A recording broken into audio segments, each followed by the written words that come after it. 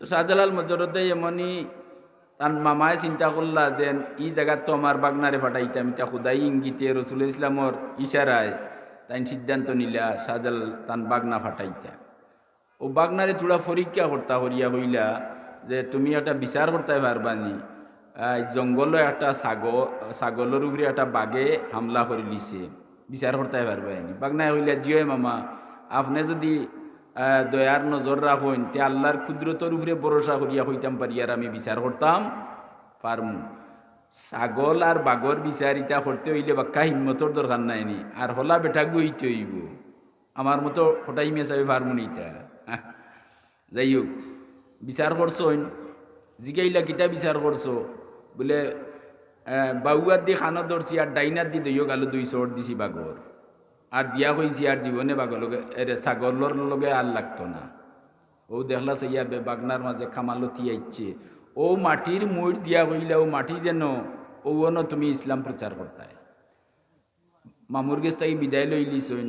তে এই সময় ইয়ামনের একটা আইন আছিল, এমন দেশর যে রাষ্ট্রটা কি কেউ স্থায়ীভাবে যদি বারইয়া যায় কি, তে যাইবার সময় রাজারে হইয়া যাইতাও কথা বাদশারে, যে আমি আপনার দেশের স্থায়ী বাসিন্দা, আমি একবারে যাইয়ার গিয়ে আপনার দেশে আর আইতাম নাই। শাহজালাল সাহেব এই আইন মানতে গিয়া তাইন বাদশার দরবারও গেছেন। এর মাঝে বাদশার সামসা কিছু মানুষ আসলা, সর্বযুগে সর্বকালে বালা মানুষের পিছনে বাদ মানুষের গুরু লাগা তাকইন। নবীর লগে আবু জেহেল আছিল নানি, আবু জেহেলর সাঙ্গ ফাঙ্গ যেটা আসলা, দেওকা নবিয়ে নিজের মাতৃভূমি ছাড়িয়া মদিনাত যাওয়া লাগছে। আচ্ছা, তো শাহজালাল সাহেব যাইরা বাদশার গেছ থাকি বিদায় লইতা, সাঙ্গ ফাঙ্গ যেটা তার ছেলা চামুন্ডা ইটা কইছেন, আই যে বেটা আপনার কাছে বিদায় লওয়া তার, ই মানুষের ই বেটা যেন যায় সারা মানুষ তার পাগল হইয়া তার লগ লইলেন। তোমার সিংহাসন হওয়ার লগে লগে সব মানুষ তার বক্ত হইবা আর তোমার বাদশাহী যাইব কি। আচ্ছা হোক চাই রাইট বুঝাইছেন না রং বুঝাইছ মাতুকা, উল্টা বুঝাইছে নানি, তাই তো এই নিয়তেও নাই। ই কথা শুনিয়া বাদশাহ চিন্তা করছে প্রত্যেক মানুষে চায় তার গদিটা টিকাইয়া রাখতো। চেয়ারম্যান হইলে হে চায় নাই চেয়ারম্যানের চেয়ারটা হে তাকতে আর খেরুয়ে দিত, মাত বুঝছেন নি। প্রত্যেক পোস্টর মাইন্ডে চায় আমি প্রিন্সিপাল হইলে আমি চাইমু আমার গদি আমি টিকাইয়া রাখতাম, আমি তাকতে আর কেউ ইনো আইতা না। এটা স্বাভাবিক মানুষের স্বভাব, ইগু মানুষের দোষ না, এটা মানুষের ফিতরত। যাও, বাদশাহ এই কথা শুনিয়া খাঁটি বিষ দিয়া এক গল্লার শরবত বানাইছে।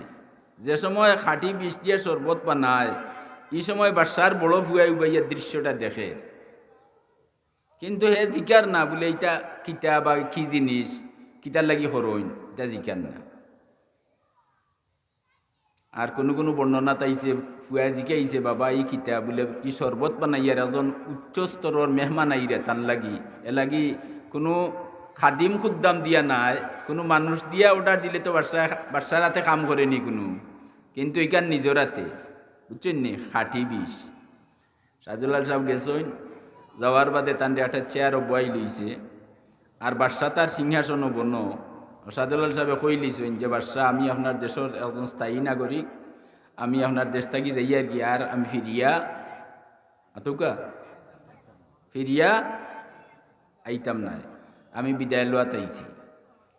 বাদশাহ সিংহাসন থাকি উঠিয়া গোল্লা চটা বাল্লা হরি সামস্তি লাড়িয়া বলে, আপনি আমার দেশের একজন সুনামধন্য ব্যক্তি, আমার দেশ থাকি যাইরা গি, এটা আমার কাছে বড় আক্ষেপজনক। তে যখন যাইতা আর যাওয়ার সিদ্ধান্ত নিয়ে বারইয়া বিদায় লওয়া তাইছেন, তে এক গ্লাস শরবত আমার নিজের হাতে তৈরি করছি, আপনিও শরবতটা খাইলেও কা মাত বুঝরানি। আরো লম্বা করে কইতাম পারলাম মানে আমি বাট্টি হরি মাতিলে ইয়ার। আচ্ছা হোক আছে এই গ্লাসও শরবত না বিষ, বুঝলে হলে মাতিলে অনেক কিছু মানুষে মাত্রা না, মাতুকা বিষ নাইনি।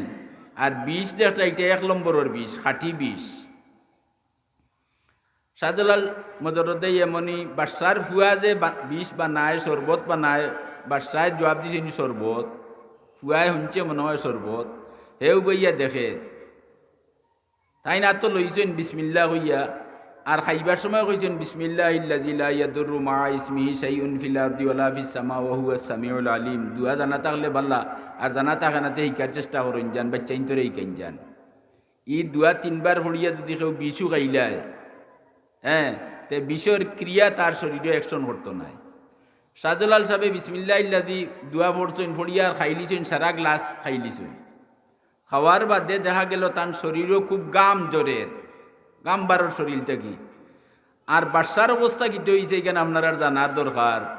বাদশার সিংহাসন তাকি ফুটবল জেলা গড়ি গড়ি ফরে, ওলা তাই মরিয়া সিংহাসন তাই গড়ি গড়ি ফরছেন। ওকে সুবহানাল্লাহ, অত বড় ঘটনা সুবহানাল্লাহ আন হইতা নানি আসানো কোনটা উনলে কিতা হইতা জুড়ে কৌকা।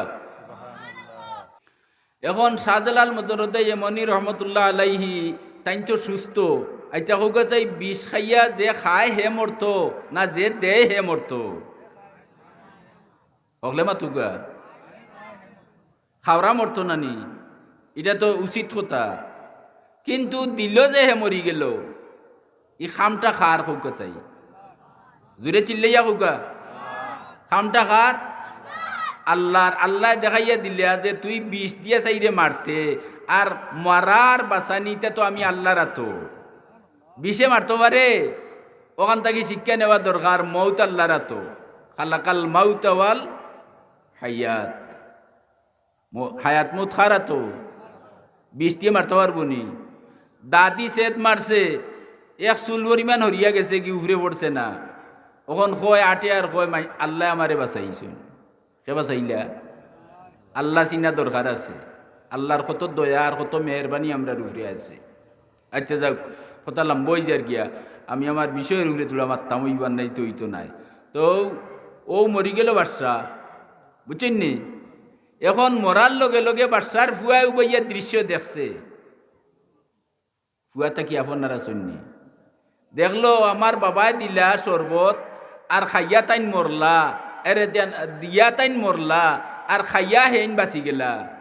ও হে তার মনে মনে চিন্তা করিয়া ঠিক করলো যে ও এইনো খাঁটি মানুষ, এর লগে আল্লাহর সম্পর্ক আছে।